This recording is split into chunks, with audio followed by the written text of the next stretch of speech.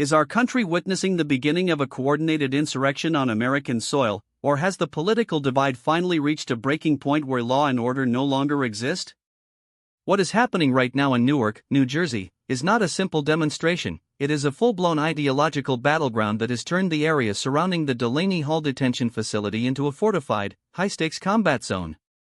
Before we continue, if you want to stay on top of everything happening in U.S. politics, hit that subscribe button right now and leave a like.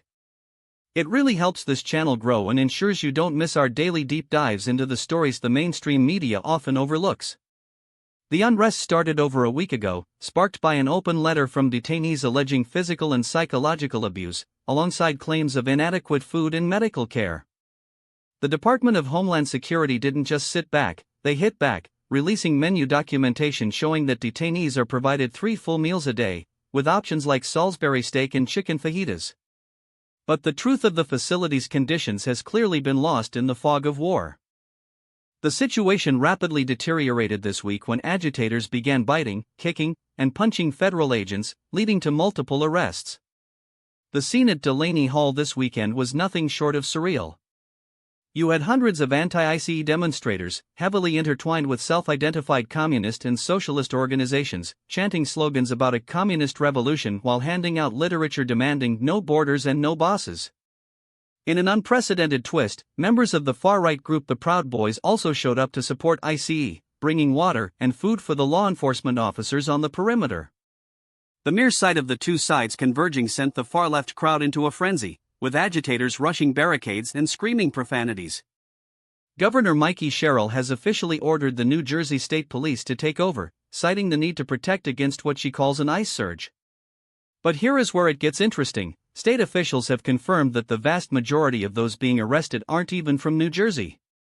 They are outside instigators, traveling in to turn a local complaint into a national political spectacle. Governor Sherrill herself is walking a tightrope. On one hand, she's publicly fighting the Trump administration's policies, but on the other, she's pleading for these national extremist groups to leave, admitting that they are endangering the public and doing absolutely nothing to help the families of the detainees. What does this mean for the rest of the country? It signals a dangerous new phase in American political discourse. We are seeing a complete breakdown of civil protest, replaced by coordinated, ideological skirmishes where the actual issues, the conditions of the detainees, are being treated as secondary to the goal of creating chaos. When you have out-of-state radicals clashing with counter-protesters while federal agents are caught in the crossfire, you aren't looking at a protest, you are looking at an organized effort to destabilize local security. The outcomes here are dire. We are seeing the militarization of civilian areas, with orange barriers and metal fencing becoming the new normal. If local and state governments cannot regain control from these extremist factions, it sets a precedent that any facility in America can be turned into a battlefield. It also forces a massive drain on local law enforcement resources, pulling police away from the communities they are actually supposed to be serving.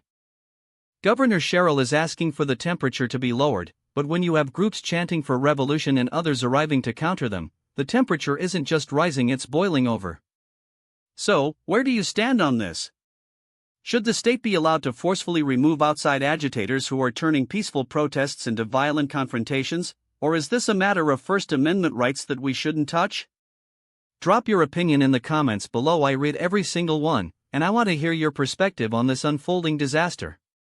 The reality is that as long as these groups continue to use these facilities as stages for their own agendas, the people who actually need help, the detainees, will continue to be ignored. The situation in New Jersey is a warning sign of what happens when political extremism is allowed to dictate the terms of public safety. We will continue to follow this story closely as it develops. Thanks for watching, and I'll see you in the next one.